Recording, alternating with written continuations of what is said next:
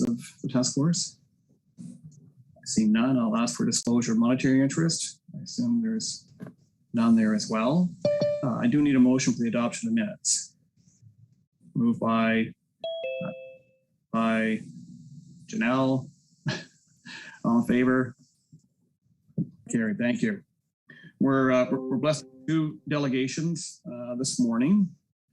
We have Danielle and Lisa from the Heritage House Museum, who I spoke with Danielle about a week and a half ago, I guess, and it's great to hear the Heritage House Museum has a pretty good collection of Indigenous artifacts and is very eager to be engaged in reconciliation, working on some solutions that will help support the town's overall initiative. So at this point, I will turn it over to Danielle and Lisa for their delegation.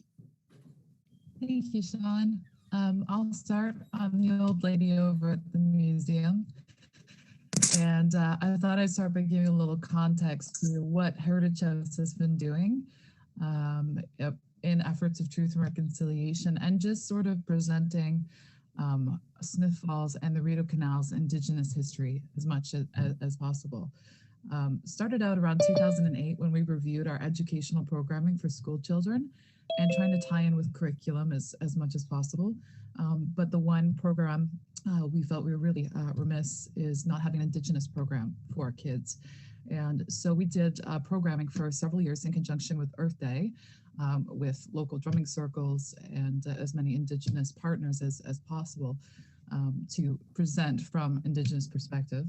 And from that, I guess we developed a little bit of a reputation for having some resources. So the local high school contacted us about developing a program for them. And essentially, we kind of handed over everything that we had so that they could interpret it and to the best of their abilities. And from there, around 2017, we discovered we had some artifacts in our collection that I hadn't seen in all the years I'd been kicking around. But I'll be honest, we did find them, and I was very happy to find them. And they were primarily discovered from Sand Briggs and Stonehouse Island, just outside of Beverages Locks, by the Nickel family, which some of you will be very familiar with, Davy Nickel, Harold Nickel. And they did their own sort of archaeological dig around this. There's some questions about how professionally done this was. But we were so excited to have these items, we quickly presented them. And some of you may have seen them at the local powwow, educational tents as well, because we wanted to share them with the community. And from there, in 2019, we had a very large donation come in as well from a family in Rideau Ferry on the South Shore. And quite a plethora of pottery shards and things that were done during an archaeological dig around 1977. It's called the White Site. And that immediately kind of raised some red flags for us of, wait a minute, should we have these artifacts? Who should these artifacts belong to? And so we kind of stepped back a little bit. And now since then, we've been trying to either repatriate them to the correct people and to do our due diligence to make sure that whatever we're doing is presented.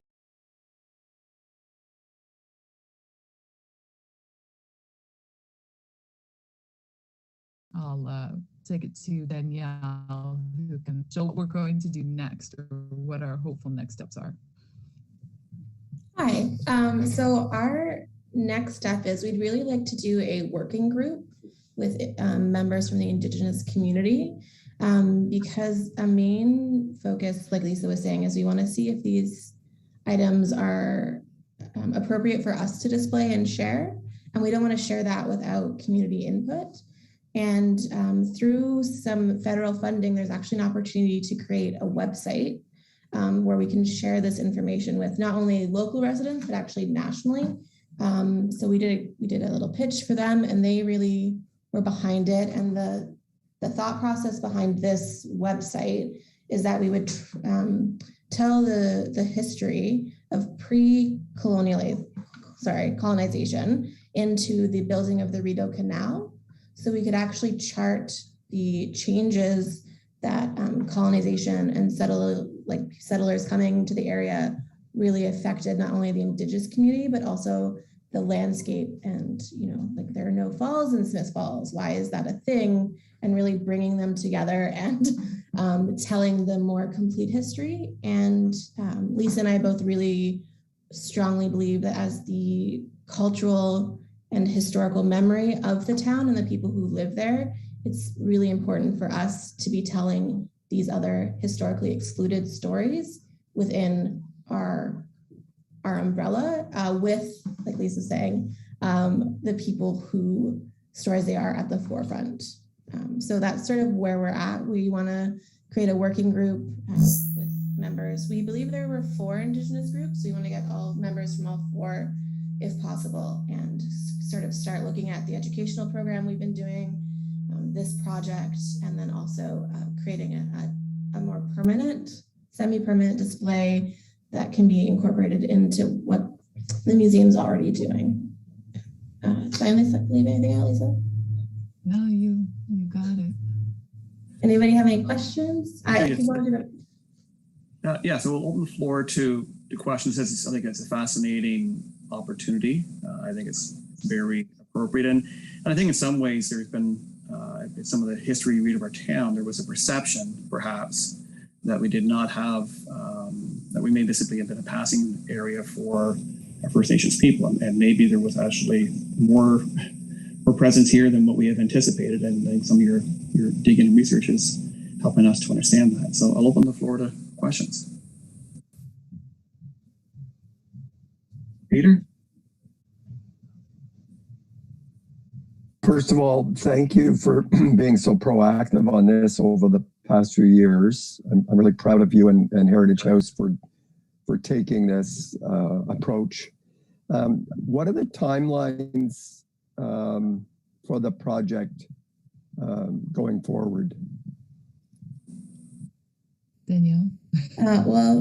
ASAP is really we would really like to get the working group together as soon as possible, because our deadline for the grant is October, and then the funding for that grant would come in probably May, so mid next year. So it is actually we have the opportunity to move pretty quickly and start getting like actionable things done. And then this project will be a 2-year project, I believe, is the funding cycle for it. If you don't mind, do you see any issue if we somehow not take it over, obviously, but encompass it within the scope of this task force work and kind of include it as something else that's going on? Do you see any issues with formally kind of just linking it up without getting in your way? Well, I would say that the one thing with this special task force is it would maybe tie in as a subcommittee of your group, possibly, but we really should have at least 80% of the committee coming from our Indigenous community themselves as much as possible. May not be feasible, but we're really hoping that. Yeah, I didn't mean formally, but just whenever we write up a report to include this really interesting story in it, I just wanted to make sure that was okay. Yeah, no, I can't see any problems with that, Peter. Okay. And we do have a reconciliation and acknowledgement working group as part of this, and we do have Indigenous members of our community who are leading that group. So I think there's a great connection there.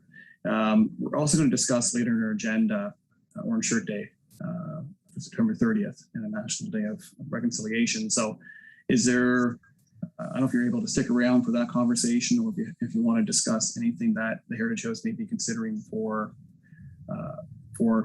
Orange Shirt Day for the 30th. Sure, absolutely. Okay, perfect. Yeah.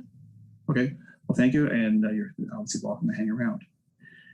So our next guest today is Charlotte Smith, and I'm not sure how to describe Charlotte. Charlotte's a remarkable young woman who I had the fortune of the Mississippi side on a plane going back October of 2018, and I had a conversation with her, and came to learn a little bit about her, and we've talked a number of times since then. And I think Charlotte is, she's a master's student at Carleton University, who has delved deeply into the issues of homelessness and poverty, especially among youth.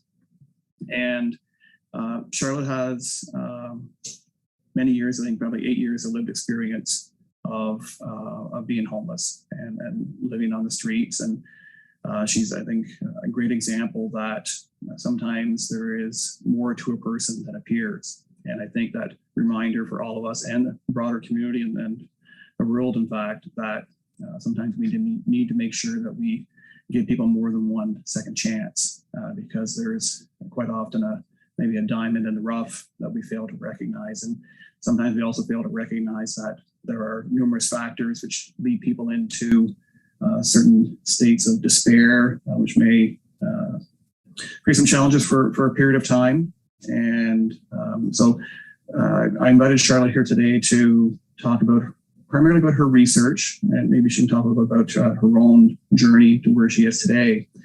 She's a brilliant young woman who's, I think, now taken her life experience and is converting it into doing all she can to help others. So Charlotte, welcome. It's great to have you on board today. Thanks, Sean. I really appreciate that Sean is an older white man who is really committed to disrupting the status quo and saying things that are sometimes unpopular but really need saying. Thank you for inviting me today. I did a talk at a presentation for a town hall meeting at Smith Falls before, and I have to say that the amount of people that reached out afterwards, it was really overwhelming and comforting to know that they appreciated the things that I was saying, because it can be awkward to talk about your lived experience and controversial, sensitive issues in front of a group of people when you don't really know what they're going to think of that. My name is Charlotte Smith, and I use she, her pronouns. I'm giving this presentation from Ottawa, which is the traditional lands of the Algonquin Anishinaabe peoples. I find it really hard to talk about homelessness, when we're, obviously all sitting on stolen, unsurrendered, unceded lands. So I just want to acknowledge that. I was going to do a PowerPoint, but I'm not. I'm just going to try to keep this casual and quick. I'm a Master's of Sociology student at Carleton University. And I've also for the last few years been a peer researcher, which means I was hired because I have lived experience of the issue that's being studied. Traditionally, research has been a tool of colonialism. Anthropologists went overseas to study other groups of people, and often the ways that they interpreted their observations worked in the benefit of colonization, right?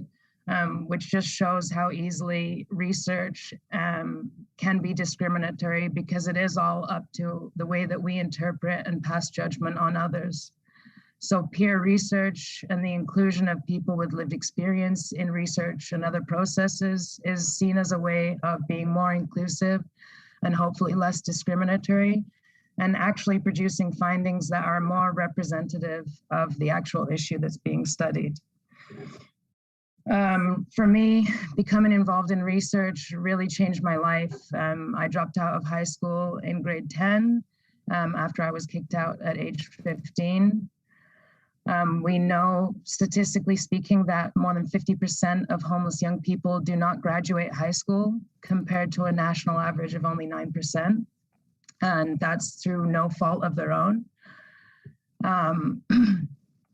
When I became involved in research, I started reaching out to old friends and acquaintances, because my job was to recruit them to be a part of studies.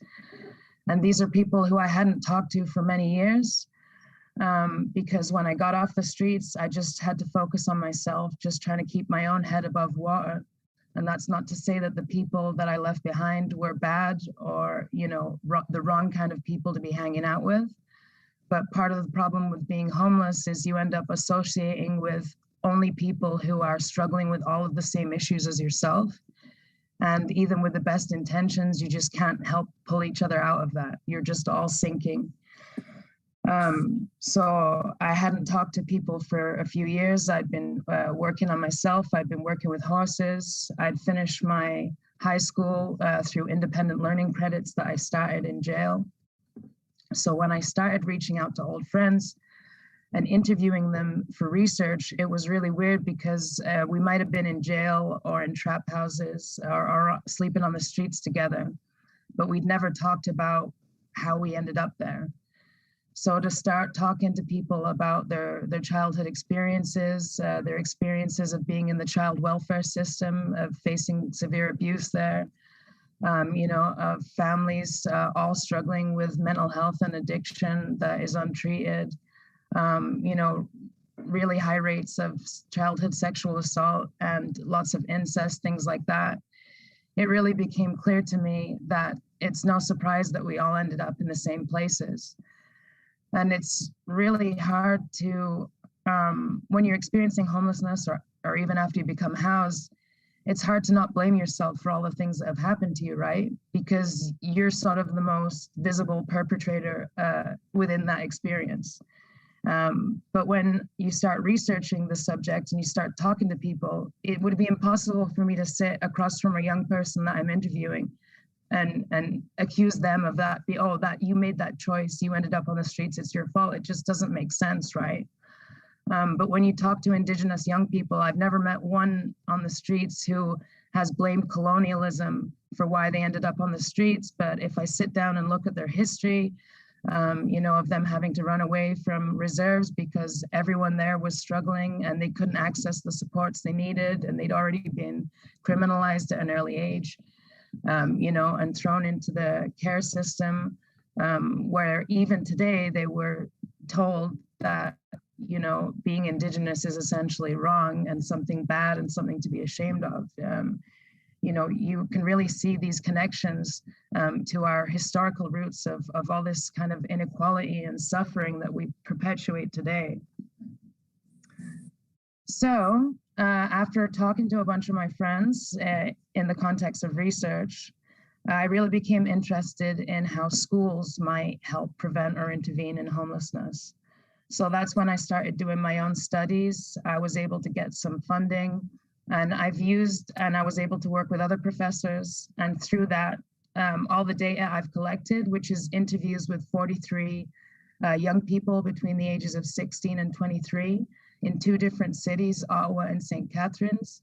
I've taken all that data and I've put together a 140-page thesis that talks about the school-based experiences of young people who end up homeless, and sort of explore the idea of how schools might help prevent that. So what I've found is that oftentimes schools are neglecting the needs of at-risk and homeless youth, and this is a form of discrimination, right?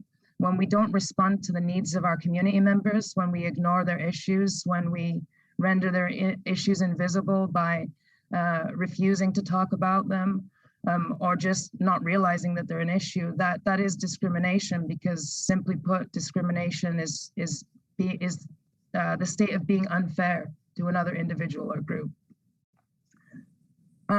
So for example, young people have told me things like they were punished for the symptoms of their homelessness in school. They were sleeping in class because they didn't get any sleep the night before because they were walking around downtown all night. They're suspended because they're failing, or they're chronically absent from school. And they're facing the consequences of that, and their teachers aren't understanding that these are all symptoms of housing instability or homelessness. So that's kind of discrimination at the individual level.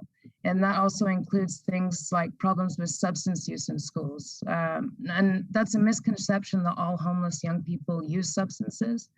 But I do meet quite a lot that do. And that's also because of the areas that I study in, which is downtown, drop-in centers and things like that.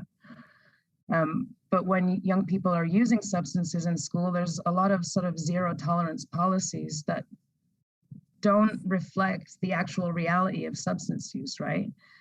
Zero tolerance, abstinence-based models assume that you can just say no to drugs and that that's rational and reasonable.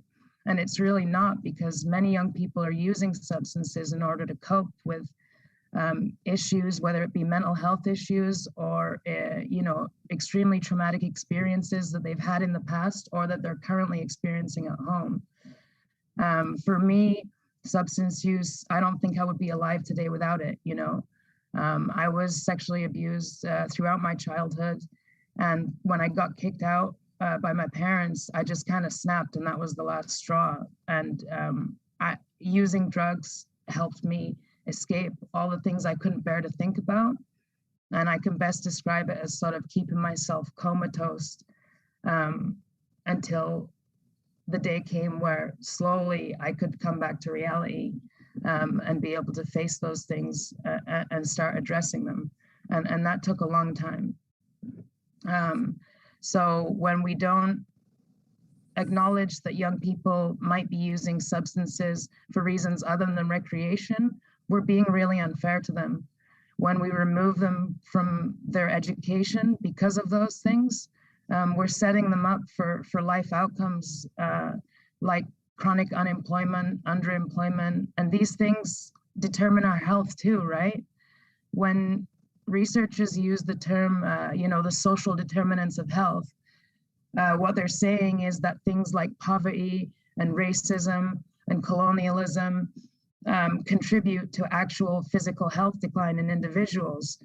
But, I've seen that in real terms, right? Like I've seen my friends die by suicide, die because of poison drug supply or overdose, or out on the streets because they couldn't access the medical attention that they needed at the time. And it really brings to life like what that term means, the social determinants of health. It wasn't, their fault. It wasn't any choice they made. It was their circumstances that led to their death. And people don't make that connection, right? When you learn that somebody's overdosed, you don't automatically think about trauma or about extreme poverty or about colonialism. But these are the things that are taking lives away from us every day.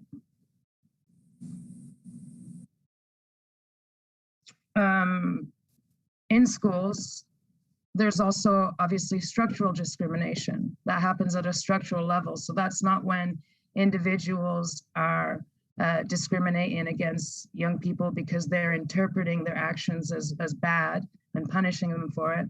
But when the actual structure of the school system is inherently discriminatory. One way that the education system is discriminatory is that it's standardized, right? It's a one size fits all. And we imagine standardization as fair and just because everybody is getting access to the same thing. But it's really not. It's always going to be discriminatory because only a certain amount of people can actually succeed in that environment. Homeless young people really need flexibility. Like Sean mentioned, we need multiple chances. We need to be able to fail and know somebody's there and have a system that can support us through learning how to succeed. There are no policies that I found when I was reviewing Ottawa and St. Catharines School Board policies that address homelessness. So when young people are being suspended or expelled for chronic absence, I'm not saying that teachers or principals are mean and they're actively, going out with hate and discriminating against youth. But when they look to their textual policies of how to respond to these young people, they're not finding something that's allowing them to support these youth, right? There is accommodations for religious, whatever events, however you want to say, as well as like sort of athletic things, right? There's accommodations for that where you can have a certain amount of absences from school, and it won't be reflected on your transcript. It won't disrupt your education, but housing isn't mentioned in those. Housing instability and homelessness isn't mentioned in any of the policies. So that's one way that schools can be structurally discriminatory against young people.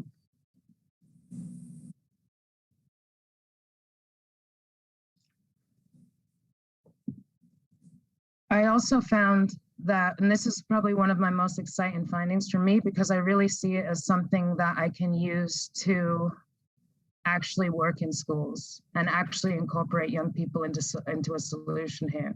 So youth were telling me that they never learned about homelessness in school. You know, recently there's been a lot of talk about how lots of us didn't learn about residential school system in school and how harmful that has been. And it's also harmful to not learn about homelessness in school.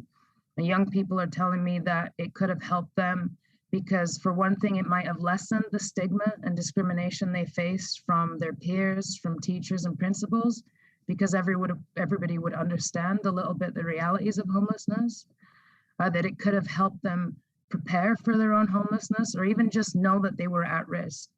So for many of us, you don't realize that you can become homeless until it actually happens to you. And when schools are talking about homelessness, they're often talking about it as something that happens to either older people or to people in other countries. And that's simply not true. And it's a way of contributing to a huge problem in Canada, which is invisible homelessness, which is where people and youth aren't being recorded as having their experience homeless. They're couch surfing, they're staying in unsafe, unstable housing, and it's not being reported. And part of the reason for that is that not everybody realizes they're homeless. So if we had education on it, that could really help. And young people also said that they would like that education, prevention education, to be led by young people. Because when they're receiving prevention education, whether it be on drugs or mental health issues, it's often provided by somebody who hasn't lived through the experiences they're describing in a way that's not relatable and doesn't match their experiences. Yeah, I think overall, one of the biggest focuses of my thesis and my research and my message is that discrimination against homeless young people doesn't usually come out of a place of hate. That's not to say that there aren't people perpetuating hateful messages out there, but I think it comes from a place of more often of misunderstanding. In social theory, there's a Bourdieu, he calls it misrecognition. And he uses the example of people, actually this might be a friend of his because he's too old probably, but you know, people, when you're using your credit card and you believe that you're benefiting from these points that you're getting, but really that system is set up in a way that you're paying for those, any reward that you get, you're actually paying for it. But you're happy because you're misinterpreting that situation as a free gift, all those points you get, but you're not. You're inflating all the prices for everyone else. You're paying out of your own pocket to receive a little gift at the end of the year that's a pittance compared to what you spent, right? It's an honest mistake, and these things make sense to us, right? When we see the dropout rates for homeless youth, or we see drug use in homeless youth, or we see homeless youth committing acts that have been criminalized, it's logical for us to misinterpret what we're seeing, what we're perceiving as these young people making bad choices. And then logically, all these bad choices have led to homelessness. But I think we really need to do more to understand the social historical roots of all of these things. You know, and the same thing with so many issues we're facing in our society, whether it's LGBTQ2 plus S issues, you know, Indigenous issues, you know, issues of racism. We know that Indigenous, LGBTQ2 plus S youth and newcomer youth are way overrepresented in homelessness. So you sort of can't look at any issue of inequality without realizing how connected and how rooted it is in all of the other systems of inequality that we're a part of. And recognizing our piece in those is really important so that we can work to addressing them. And not getting defensive and just realizing that we can learn and we can move forward and we can do better. Thank you. Well, thanks so much, Charlotte. I assume you're available for some questions. I'm sure there's some questions from members of our task force. And as you may know, Charlotte, Smith Falls has long had a disproportionate portion of our population living in poverty. I think the 2016 census, I think it's about 36% of our children who would live below the low income measure.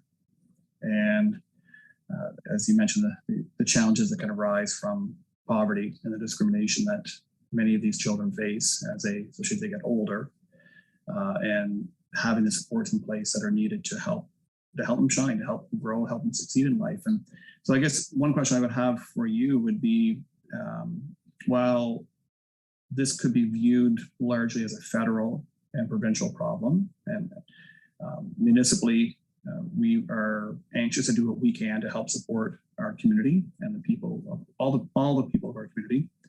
And I read a quote from Desmond Tutu recently that said we need to stop simply pulling people out of the river. We need to go upstream and find out why they are falling in. And I think that's an approach we're trying to take with this task force and other initiatives that we're doing. And what role can we play in trying to help alter the future outcome of especially our young people? And so I look to you for guidance and suggestions on what this task force can do. And this task force, of course, will be making recommendations to council on actions that we should be taking municipally. I mean, I've heard some of my colleagues say that, we'll never end homelessness in Canada because, every 4 years there's a good chance that the government will change and, all the policy shifts just continuously interrupt any progress.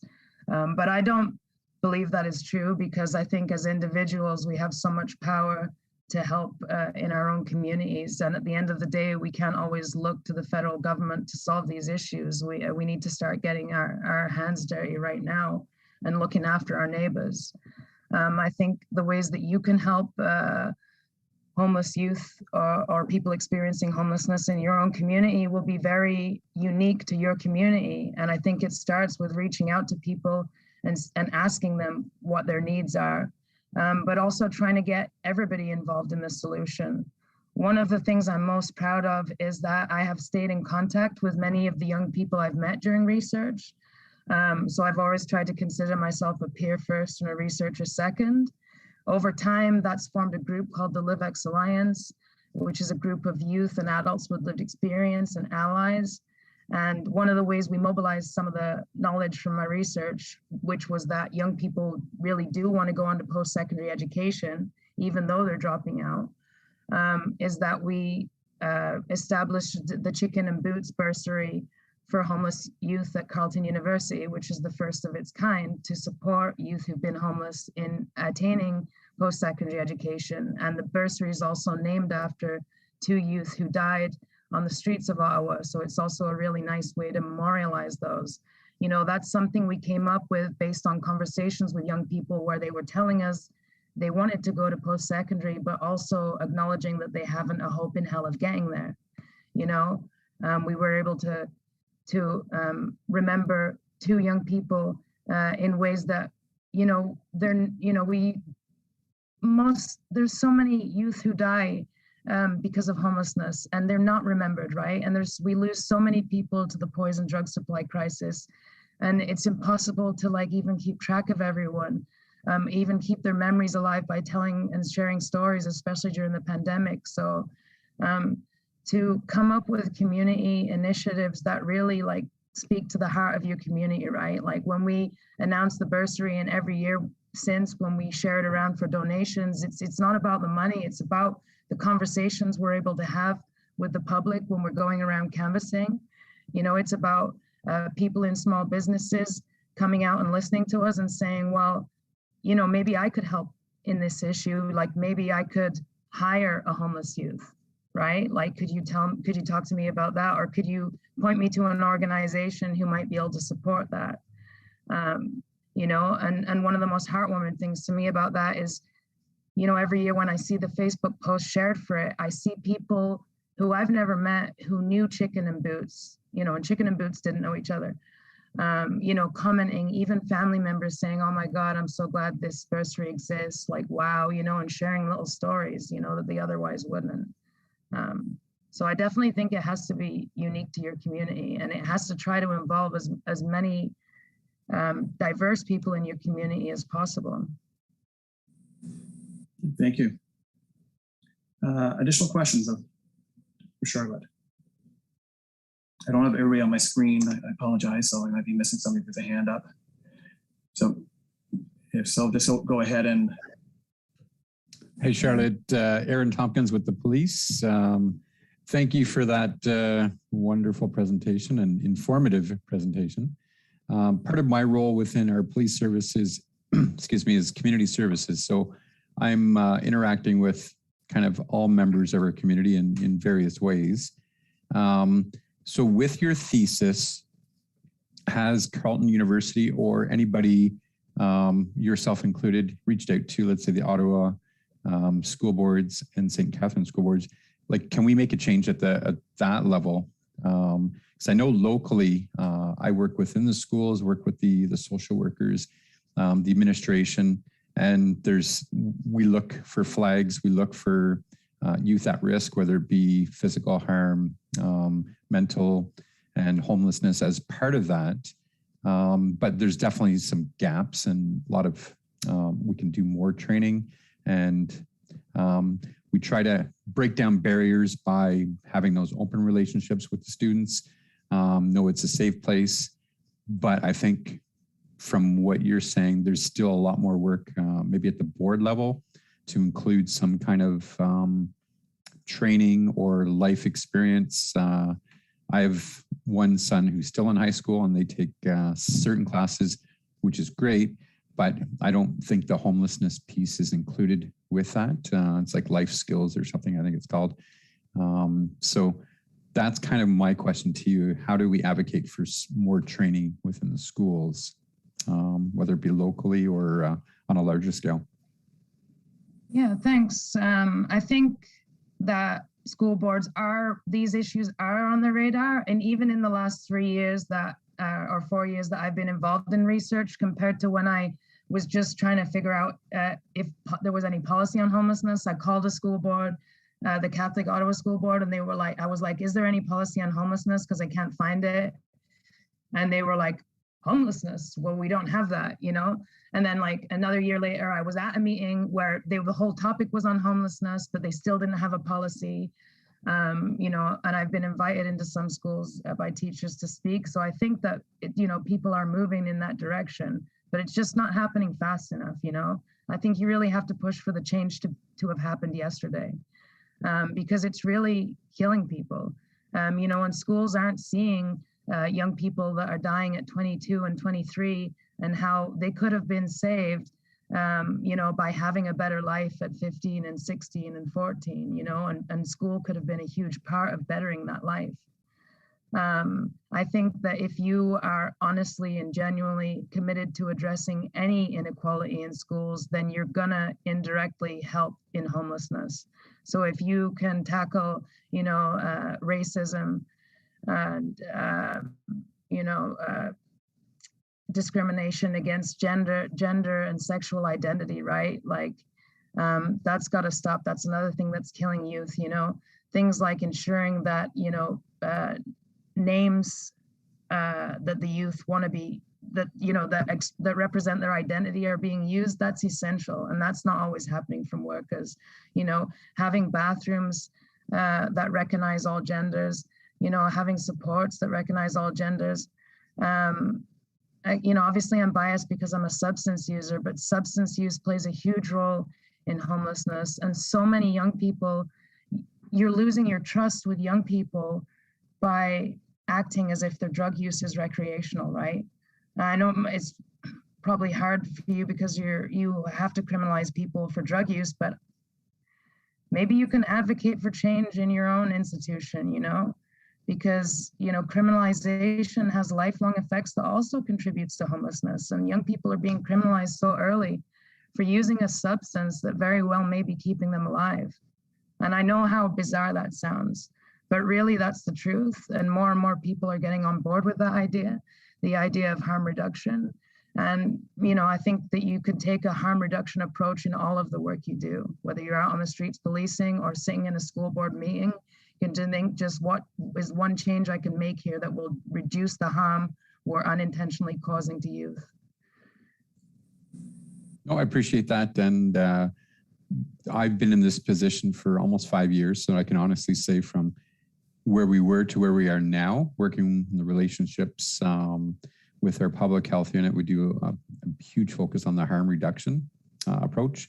because we recognize that a 14-year-old substance abuser, that's not a normal, there's a reason for that, right? Whether it be trauma, abuse, there's always underlying issues. So it's having those conversations, breaking down those barriers, and letting the youth know, I think more than anything, what resources are available, because that's another huge barrier.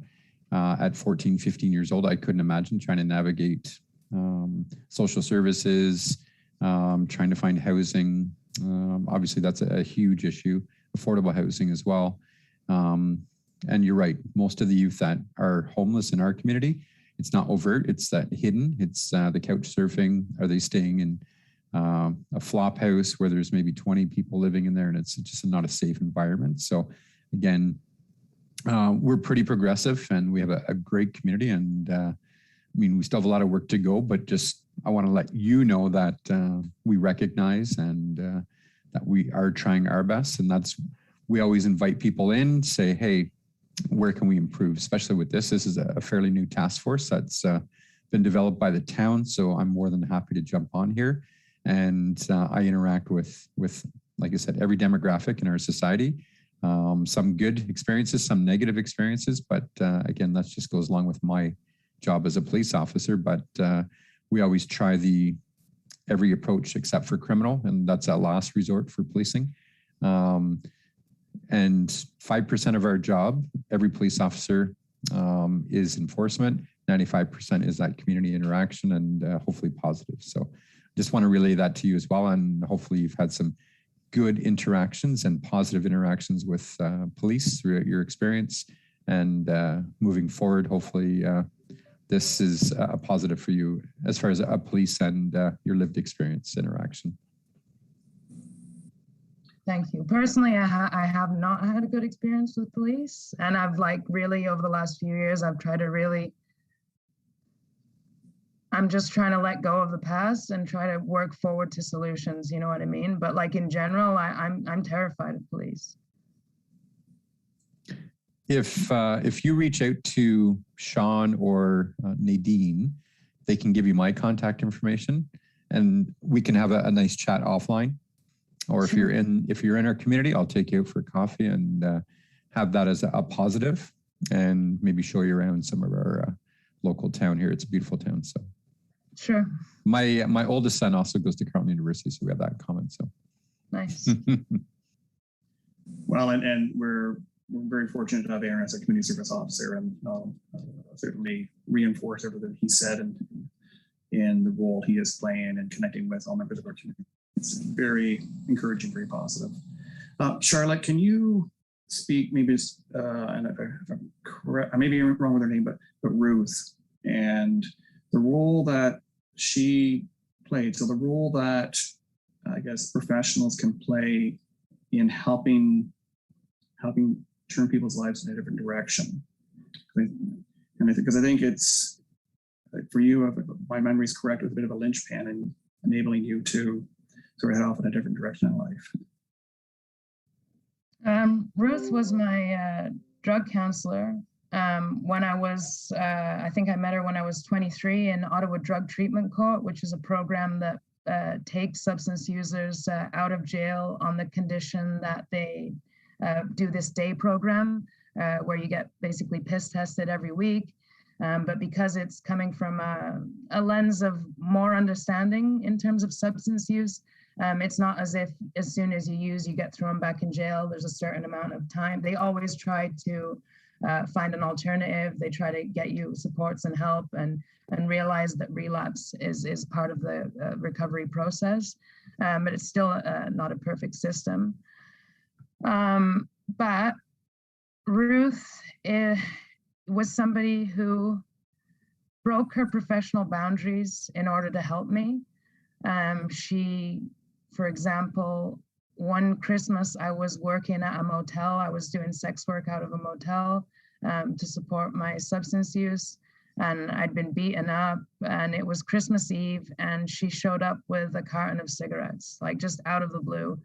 And just sat on the bed with me in there, even though I felt totally disgusting. I couldn't believe that this woman who was a normal person, like trying to help me, was actually sitting in that like dingy motel room, trying to comfort me and telling me that everything's going to be okay and that I'm not a terrible person. And in conversations with youth, it's come up time and time again how they perceive that professionals are just in it for the paycheck, that they don't really care about them. And so then they end up not trusting these professionals and not benefiting from all the supports they might be able to give them. So I've tried to really take the things that Ruth did for me to heart and try to take what youth say to me, which is that professionalism, that kind of clinical treatment can actually be a barrier to meaningful connection and real support and getting help. In my practices with young people, I definitely try to, keep more of a casual approach. So not very many people, when I was experiencing homelessness, treated me very decently, who weren't homeless, just your regular average people. And especially unless they wanted something from you, right, then they would be nice to you. And often with young women, you can imagine the kinds of things they want from you. So you just start to feel just totally disconnected from like normal society, like it starts to feel like you're never gonna be able to reconnect with society, and you might as well just smoke crack until you die. Like basically that's how I felt, because the situation was so hopeless. So that moment with Ruth there, where I could really see like, holy shit, this person like isn't here because of a paycheck. Like she must actually, believe that I'm of some value here. It's not like instantly, okay, I got off the streets the next day, but a year or so later, when I found myself in jail after stealing some tuna snacks from the dollar store because I was hungry, I was sitting in jail, and I knew, because my friends, it was before the opioid crisis, the poison drug supply crisis, but my friends were starting to die of things like Hep C and HIV because they weren't getting the treatment they needed, which is crazy. This was only, we're only talking 10 years ago here, that people in Ottawa are dying of treatable diseases. And anyways, so sitting in jail that last time, I knew if I went back out into the streets, which is the only place I realistically had to go, I was going to die. And I was okay with that, because I was just like tired and exhausted of years of just struggling and just being unable to get myself out of that situation. But I also had Ruth's voice in my head, and just knowing that somebody out there cared about me for no other reason than they cared. So I called everybody I could think of, and I was able to find a friend from high school who answered his phone. Everyone I could think of was like 3 people. He allowed me to move in with him. So that was the first and only time I ever got out of jail and, had somewhere to go, and as I don't know if police can have any role in that. We have to think of the systems we're connected to. Even if I'm doing my best to change something for homeless youth in schools, doesn't mean that, for example, if I'm sending them for mental health supports at the hospital, that they're going to be treated well there, and they're not going to suffer harm there that's going to, land them back in an even worse position than before I sent them to get that treatment, right? The prison system is not great at helping people, right?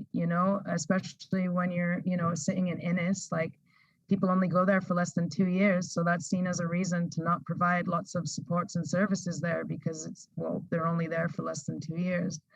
But I mean, why are we discharging people from prisons, from hospitals, from mental health treatment right back into homelessness? Right back into a situation where you're bound to fail. I could never not, breach my conditions that were placed on me, right? To not associate with people who had criminal records, to, even things like showing up on time for court, right? Like I didn't know what day of the week it was on any given day. I didn't have transportation. I was completely messed up out of my mind. So when you're having all these conditions placed on you, it becomes the revolving door that prison guards tell you it is when you get there, right? Well, Charlotte, might be more questions, but so you mentioned discrimination, you mentioned the healthcare system. Do you mind speaking about your experience in the healthcare system when you went in crisis by ambulance? And you remember a lot of things I've said. Well, you've helped me understand.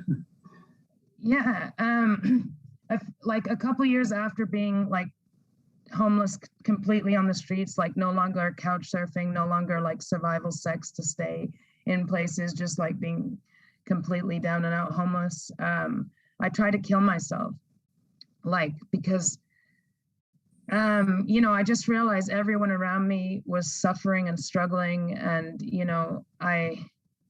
it was before I met Ruth, and it was just like that moment of feeling like absolutely there is not a single person in this world who will care or know if I'm dead, and there's not a single person I have right now who I can call for help. And that's like the most scary feeling. And I tried to kill myself. I was like stabbing my arm with a carving knife, and blood was spraying everywhere. And the girl who I was using substances with then, she was freaking out because that's a heat bag, right? People don't want to help you, even your friends or peer group. If you're having a mental health issue, or if you're having a health issue, or you're overdosing, the fear of the police is such a barrier because you're called a heat bag, right? Like, police are going to come to help me, but they're also going to criminalize my friend because she's using substances. So it creates this whole chain reaction of unfortunate events. So right away, she sort of forced me out of the house while I was still bleeding. Paramedics did come and pick me up. And when I got to the hospital, people were just, they were just laughing at me, basically. They were undressing me and putting this gown on, and I probably hadn't showered for a week. I was super skinny because I had been using drugs. I'm sure I smelled bad. Like, I'm sure my underwear was dirty, all kinds of embarrassing things like that, and you already know all those things when you're in that position. So having somebody, having people laugh at you, and I thought, there was a moment in the ambulance, I think, where I thought, oh my God, maybe I'll get help here, but nobody offered me any mental health supports. They didn't even help me get dressed afterwards, and all my clothes were soaked in blood. Like, I'd stabbed through my jean jacket, things like that. They didn't, I asked for a sandwich. I hadn't eaten, I asked for a sandwich. They treat you, shouldn't generalize. At that moment, the staff treated me like I was wasting their time, and like I was taking up valuable resources that other people deserve more. So I ended up, thankfully, a bus driver let me on the bus because, I was covered in blood, but that doesn't always happen. And men have a lot more harder time getting free rides, you know what I mean? And then when I got back to the girl's house, she wouldn't let me in because now I'm a heat bag, and she had thrown all my stuff in garbage bags, which was the last of anything I might have owned, like old journals from, high school, the last of my things that I'd managed to hold on to. And I just carried them over to the dumpster, and I just threw them out, because I just couldn't, I have the energy to even, I just couldn't.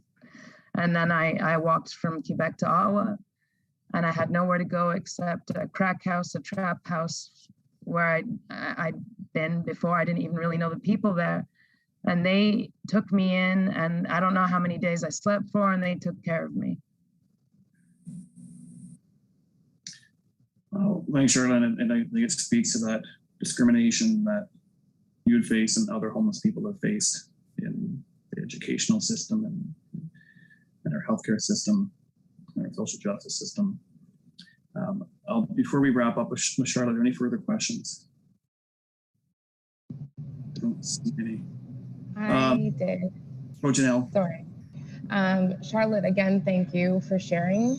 I I just appreciate the information you've shared so much, and I've learned so much from you. I wanted to talk a little bit about employment. I know a lot of businesses, and especially in Smith Falls, have been struggling to hire, and I think there is a wonderful opportunity to look more into hiring with homeless youth specifically. Do you have any advice or resources to share how we could kind of get started into something locally in that area? I think it definitely require. I think that's such a great idea, and I think it definitely is going to require like sort of a holistic approach. You know, like one time, one of the young people I know got a job at McDonald's, and he quickly became the manager there. But the thing is, even after you're stably housed, like I am now, it doesn't mean all your issues from the past are just gone, right? I'm still dealing with a hell of a lot of issues, you can imagine. And so was he. And as soon as his mental health reached, you know, there's kind of cycles, right? Like we're okay for a while and everything's going well, the school, the work, and then a crash, right? Where everything comes flooding back from the past, smacks you, and you're out of commission for a while.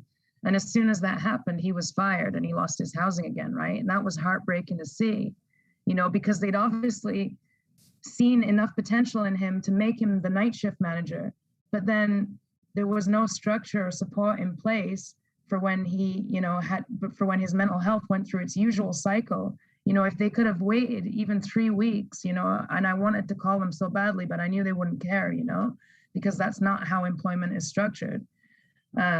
So having realistic policies in place and structures where you know that young people, sometimes they're going to screw up because they're young, you know, and make not the best choices all the time, or sometimes their situation's going to become screwed up through absolutely no fault of their own because of mental health, because of substance use, things like that. And we need to really be, if we're going to say we're helping youth,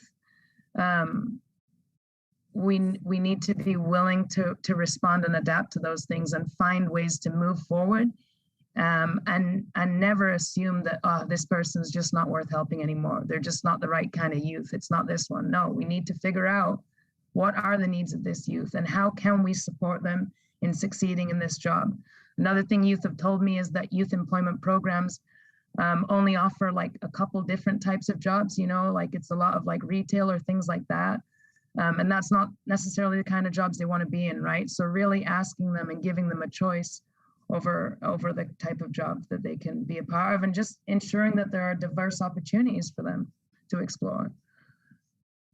I'd love to have like a big brother, little brother type program for youth age 19 to 28. I know 28 sounds old, but really Stats Canada, that counts as youth. And you miss out on so much when you're homeless that you really are not often better off than a teenager by the time you're 28, you know, where you could have mentorship. So you would have somebody who's like a peer mentor from the community helping support you, that would know when you're struggling with mental health, that could call your employer and let them know that this week you're having an issue with substance use, next week you'll be okay. Having employers that understand that you can be somebody who uses substances and still, you know, function in your job, right? Like there are people all over the world who are using substances and doing their job. Some of them are police officers even, you know what I mean? So we just really need to start recognizing that and supporting it instead of trying to make it invisible and pretending that it doesn't exist and punishing the people that do become visible. Thanks, Charlotte. Any further questions? Again, Charlotte, thank you so much for being part of our discussion today. And over the last 2.5 years since I've met you, you've had a profound effect on my life, and I would say profound effect on my professional life, and help it guide me in my role as mayor of this community. And I can't thank you enough for how you've done that. And I think your message today resonates with not just everybody here, but this will be available afterwards online, and I think it will help inform our community and potentially help people understand and see the world a little bit differently than maybe they'd seen it before. So again, thank you for participating today, for your willingness to share and your willingness to really educate us. We've got a big responsibility, And the more we understand, the more we learn, the more we are prepared to try and help do the best for our community. All the best. We will. Thank you so much. Take care. And Peter, good to see you again. Aaron, I'll follow up with you. Thank you everyone so much and take care. Thanks, Charlotte. I'm not sure how we move ahead from that in our agenda, but let's move into, we have a correspondence item, and it really goes back to our last meeting where we had a discussion on anti-hate symbols. And Nadine, do you have or Dave, can you put the piece of correspondence up? I don't know that he has it. Send it to him quickly. What I'm thinking is I guess we're running a bit over time. So how about we will add that as a priority item for our next meeting. I think it fits in with our discussion on anti-hate symbols of hate. And we can have a broader discussion next meeting and hopefully make a recommendation to council to support this initiative. That's good. Okay, so let's go to a priority issue. Update from our breakout groups, our community engagement working group, Jacob, Janelle, Raven, and Peter. So who would like to take the lead on this? Peter, do you have that information, that survey, or Janelle? So we just updated the survey to reflect a lot of the feedback that we were giving from the last meeting. So we have made it so it can just be open questions. It's not divided into groups. I think the only 2 questions that will be specific would be the age group, just so we can keep that in line with Step Canada, and income levels, because I think, again, that just like helps us keep it more specific. But the other areas, with BIP's wonderful feedback, we were able to just make them open questions. And then our hope is then to get this distributed. We talked about being accessible, so partnering with different businesses, maybe even on track, so that there is support to input this data. And then we would probably still need to turn around and enter this information depending on the survey software that we have access to. Maybe get volunteers or use our committee members to just get this data entered, so that if we were to put it in like a spreadsheet format, we were able to analyze the data a bit better. So it's great that it's open-ended, and then we just would have to put a little bit more effort forward into getting that data organized. And do we have a plan for distribution and what methods we want to use to seek all the feedback? So far, we just discussed leveraging every opportunity. So we've got a lot of diversity, again, through our task force, partnering with some really crucial businesses or programs that we already have in Smith Falls, partnering with the community police officer, Aaron, and hopefully using that, just any opportunity that we have within our task force, really leverage that. And then also the school system. So businesses, police, school, all those. So, Go ahead, Peter. Thanks, Janelle, for leading that. The only other comment that we have was we were looking at later September, and so probably the focus of our next meeting will start to list and name and welcome feedback from everybody here on distribution and contacts, very specific. If you do it on this day because Mayor Panko and I and Nadine knows her well, we had a student counselor who just rocked at getting kids from high school involved in surveys, and like she just worked really hard at it. And I'd like to bring her in and say, how do we get this out? And I know Jacob is our lead at the school, but as we just learned, having a peer go out and ask for input is different than the guidance counselor asking. So we welcome very specific names, organizations, with phone numbers, contacts, and then we'll compile that. If it's duplicates, that's okay. And we'll meet again to put that together and then look at probably later September to actually launch something using the town's communications expertise to help us promote it, social media, etc. And how long of a period of time do you think we would have the questionnaire, it's a survey out there before we would start to, I guess, collect the data and analyze the data? Any thoughts, Janelle, on that? I feel it needs to have at least a month or two, just because sometimes it takes a little while to get these things off the ground and running. And that way we have, the importance is we want good quality data and we don't want to rush it. So I would say at least a month or two, but welcome to feedback as well. Okay. So our next meeting will likely be early September, where we can look at just finalizing this for that point in time, getting the distributed and circulated towards the end of September, and then let that go for, say, at least a month. Okay. Well, that's great. I think we're all anxious to see the feedback. So we're love to move that forward. Thank you. A reconciliation and acknowledgement working group. Has Michelle left? She's no longer on that I can see. I haven't got a message from her. Okay, so that, unfortunately, that group is not here at the moment. One thing I guess I want to, as I mentioned earlier, we want to put on our radar is the National Day of Reconciliation, Orange Shirt Day, on September 30th.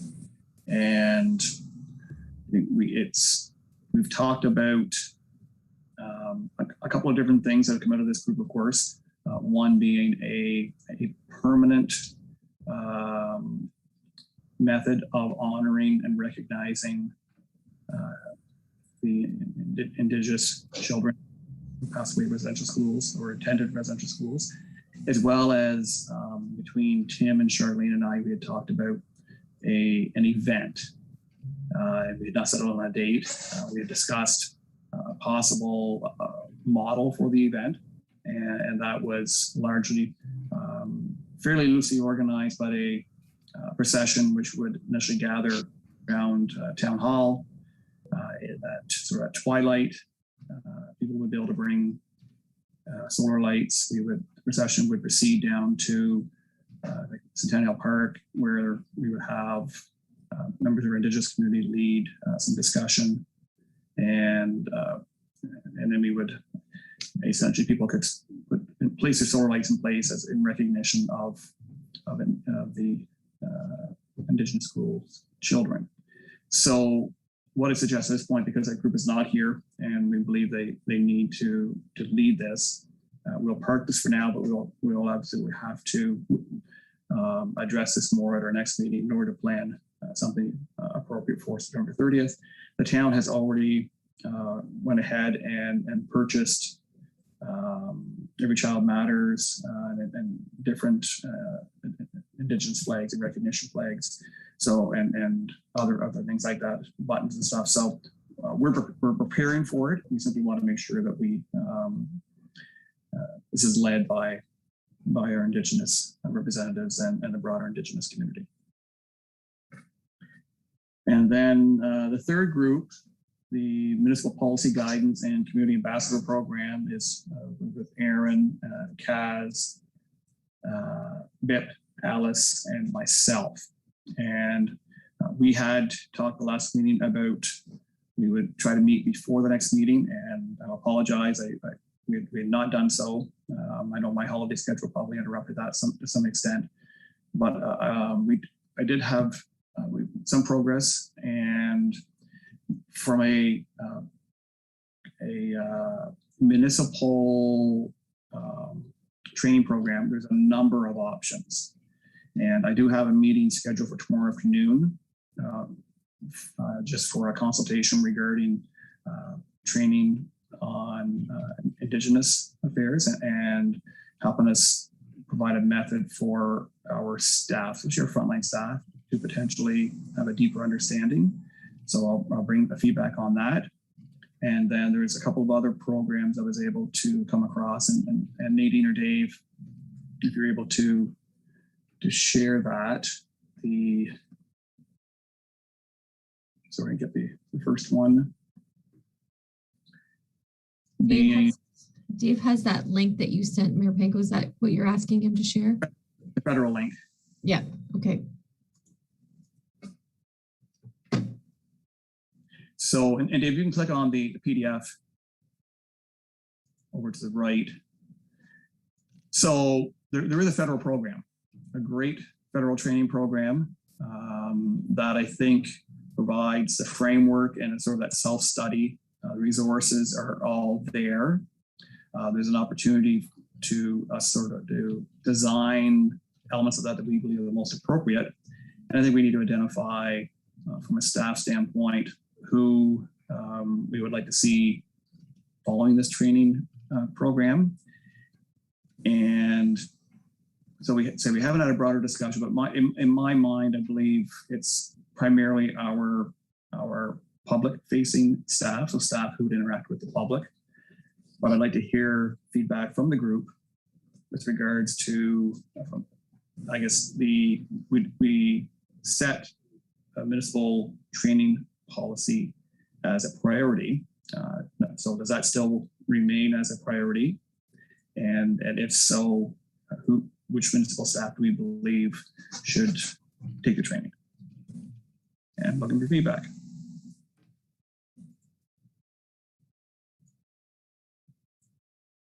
Peter? So maybe if we could take that back down, it does look like it, there it is. We said at the beginning of our meetings that we would not reinvent things. So like these tools are out there, let's use them. Mm-hmm. So I would, just to back it up a wee bit, it has to fit in with the training policy that the town already has. And if it's out of date or needs to be modernized. So we're getting into the operational side of things. So Nadine, and she may be the only operational side of the business here. So I don't know what the CAO, Malcolm Morris and Carrie and the other leadership team. So I would really value their feedback on where they see as gaps. And my preference is to train everybody, not just the forward facing, because I think Nadine's colleague came forward a couple of meetings ago and really shared that people that they had opinions and voices, even though they aren't public facing, and they contribute a lot to that municipality's growth. So one is, how does this fit in with the overall training? And two, my thought is that as many people as possible. Thank you. Sean, I would, oh, sorry. Yeah, go ahead, Aaron. Oh, who was that? No, that was Bip. Go ahead, Bip. That wasn't me. It was Kaz. It was Kaz. Sorry, I didn't realize, I didn't see hands up. Sorry. Just quickly, I'm just backing Peter on that. I believe that, I mean, this is an important subject, and as long as it does coincide with the current training, I think it's important to the town that all staff run through this. They all represent the town in some way, shape, or form, whether they're truly community facing or not. I just think it's important that they all go through. Excellent. Thanks, guys. Lisa, I think you were next. I was actually going to say what Kaz said. So I'm not a committee member, obviously, but I do wear a municipal hat, and I, across the board, as representatives of the community, this is fundamental training that I think every person frontline or back office should not only be aware of it, but be very thoroughly trained. Just an opinion. Excellent. Thank you. I think Aaron, then Janelle. You need in, Nadine? Sorry. Oh, no, go ahead. I'll comment at the end. It's all good. So we'd be in the same ways. Obviously, within our police service, we have our policies, procedures regarding discrimination and those sort of things. But I agree with the group. It has to be straight across the board. So every municipal employee, because you never know what kind of interaction you're going to have with anybody at any certain time. And we're all municipal employees for the town. So to me, that's that all inclusiveness. And we can report back to the public and say, hey, every employee has received this type of training. And I agree with Peter, if this training is approved from everyone, it's from a government source, plus it's we don't need to reinvent anything. And if it works in other communities, have a look at it here for sure. Super, thank you. Janelle? I would just echo that as well. You want to make sure that you're not focusing in on a specific group, because again, it would just be discrimination in its own sector. So if you're like, well, we only want to give this to the police, then we're discriminating against the police in that fashion. And then like we could do it for municipality workers, but then also maybe have something joint through our town where if employers or nonprofits or different things also see, you know, I think of Charlotte's story and how we don't even think about how we're discriminating in certain ways in our school systems and all these things. So maybe it's a leverage where businesses, nonprofits, the school system can say, hey, we also want to utilize this tool, and then just hold it, especially from like a municipality level, that we make sure that's there, but we use the resources to also help others get the education. Excellent. I think that's extremely relevant, and we look at, I guess, why we are all here is to try to develop the most inclusive and accommodating community if possible. And obviously that makes sense that we would go beyond the town as an employer. We would look at developing a program which is pretty much right there, and making sure that we can share that with the Chamber of Commerce, with our DBA, certainly, and across our business community. So great suggestion, Janelle. Nadine? I think these are all great things, and certainly as a staff member, you know, Lisa and Constable Tompkins, I think we all would support the training and be very eager to do that. And so I think that the next process would be there will be a deliverable from this group with recommendations, is my understanding. And I think that should be a recommendation in that deliverable when it's presented to council. And then where it would go from there is it would be directed to the CAO to bring forward at a management team meeting. Because as you've seen, there's so many areas, from child development center to policing to fire, you know, people working out on the street in public works and community services, right to front line at the town hall. So I think, you know, it'll go to management, and then they could sort out how they would do that training. The other suggestion that I think that we should maybe include, and it's just my suggestion, is our boards and committees and council members also have mandatory training that they take at the beginning, which, you know, includes accessibility. And so perhaps something similar to this, or perhaps this portal, could also be included in that as well, because, you know, they are making decisions, you know, and recommendations to council on behalf of the municipality. And I think that would be another addition in that deliverable. So those are just my suggestions. And if I may also say, Mayor Panko, I did hear back from Shrishma.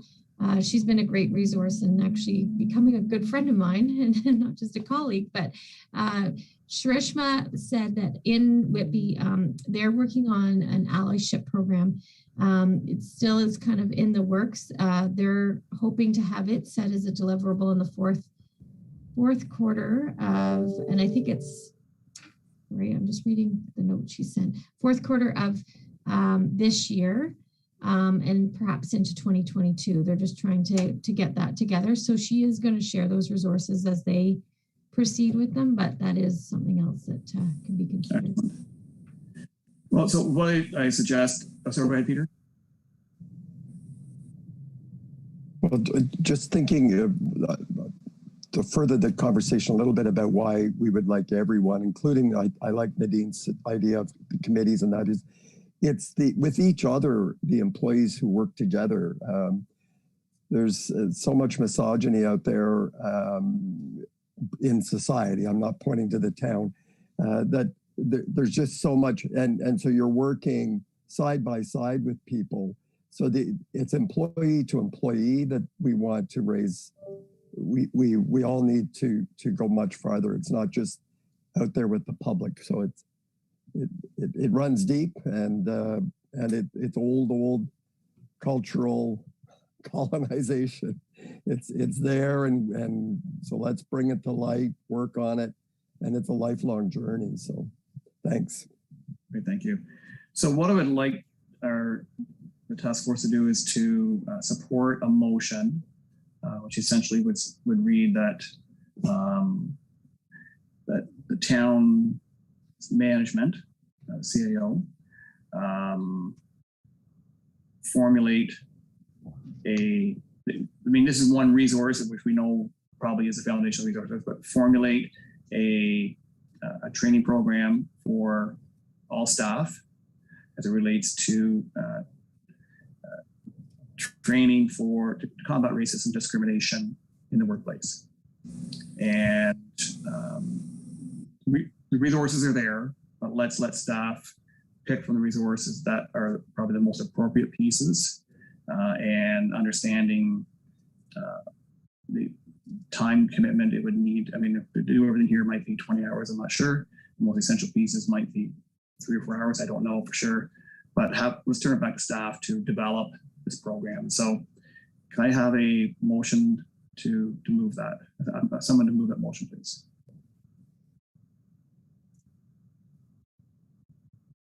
I will, Sean. Nobody? Pardon? I will, Sean. As okay. Seconder? Janelle, you had your hand up. All in favor? Aye. Thank you. Okay. So that one will move ahead, and that will be coming back. I guess once staff had a chance to review it, formulate more of a plan, that'll come back to us for review before we would then, I guess, offer our comments, any refinement, and at that point, eventually work its way to council for approval. Okay.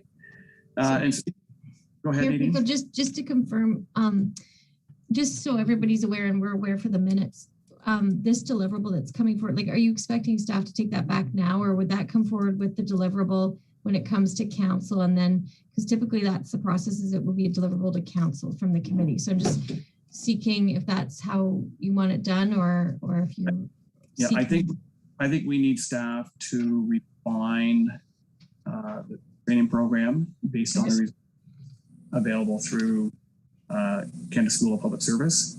Okay. And then to bounce that back to us. I think we need a little bit of refinement in context of what training programs already exist and where the gaps may be in that training. Peter, go ahead. No, Nadine asked a good question. It's I think we said at the beginning, if there was something came up, we wouldn't wait till the end of the final report. If there was something we could do while we're having these deliberations, that we could, if the group agreed, we could go ahead. It would still be in the final product, but I think we said that at the start. No. So this might be one of those things that we could advance sooner. Okay. Nope, that's perfect. I can add it to the management agenda. I just wanted to make sure that we were clear on the next process. So I can add it to the management agenda for discussion with the CAO. Yeah, and ultimately it might take a bit of time before staff refine the plan and bring it back to us for closure on it. So yeah, it may be I don't know where we'll be with the final recommendation at that point in time, but I wouldn't want to hold things up if we have a chance to move ahead. Great. Okay. And then on the allyship, so just building on Nadine's comments, that Shrishma of Whitby is developing an allyship program, and there's a couple of resources again out there. And Dave, if you have that link.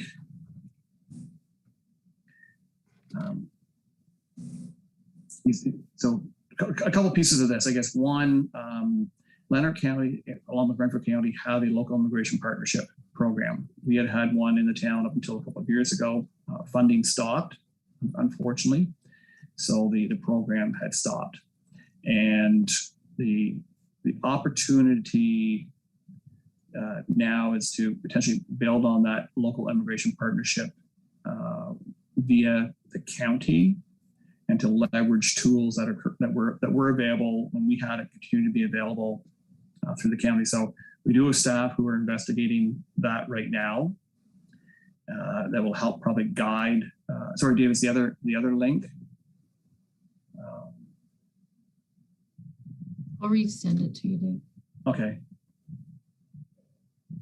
It says Horizons at the top. P2P Canada. And so I think there's, again, tools out there that can leverage this, but we haven't found anything that is exactly, that fits exactly what we've intended, the conversation we had with the group and what we intend to do through this.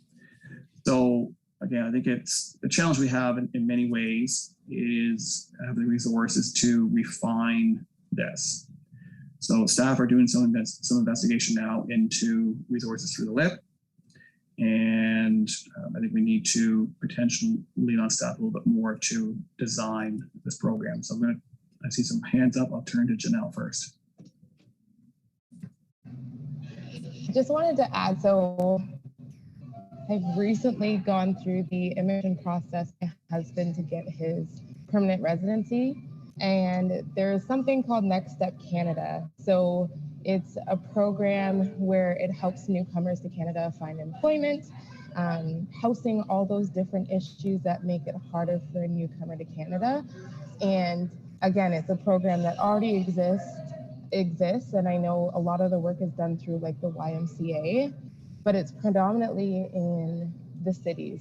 So again, which presents another, I guess, opportunity. So if we were just like a smaller municipality stepping into that space and giving these resources so that, again, these newcomers to Canada see an opportunity in Smith Falls, I think that would be huge, because most of the resources would be for people in Ottawa or Toronto, those places. Great point. Aaron, is your hand just still up, or do you have another comment?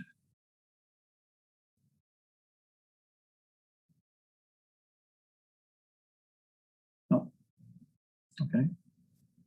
So other thoughts here? There's Janelle, if you can forward us all the link to that resource. I think it's a matter of us trying to capture these outside resources and formulate our own allyship program, community ambassador program as we see suitable. Peter? Thank you. I remember the Immigration Partnership Program in Smith Falls, and it went through peaks and valleys where, depending on what was happening, there was a lot of excitement and energy around it, and then it just, and I think what we didn't have was this task force to give it energy and life. It was some paid staff who did their very best, going out, rapping on doors, cold calls, trying to make things happen when there wasn't a group like us behind it, giving it the kind of energy and value and advice. So, yeah, I know a lot of us didn't even know it was in Smith Falls. We didn't miss it when it left. So if it came back today with this kind of energy in our group and our focus, I think you would see a different outcome. So I love the idea of working with Lanark County, taking Janelle's tools and others, but we do need resources. So there's only so many employees, and so extra resources will be required to do a lot of this work. It doesn't have to all come from the town coffers either, right? There's federal and provincial money, and so anyways, that's just my ramble. Thanks, Peter. So yeah, part of staff are investigating the possibility of getting funding again for a LIP. I think it was year and a half ago, 2 years ago, that it had ceased. So to see if that is a possibility. If not, we will still move forward regardless. But again, I think it's a matter of connecting the resources and refining the program that we want that lead us to recruiting the members of the community, as had been done in the past with the LIP. There had been members at one point in time recruited from the community to work through the LIP. But again, it never seemed to fulfill its objective and mandate. And I think the community is much different today than what it was when this was launched a number of years ago. And I think the need today is probably greater than what it was back then. So I guess with the consent of the group, we will continue to work with staff on this part of the initiative and hopefully come back with further details the next time we meet.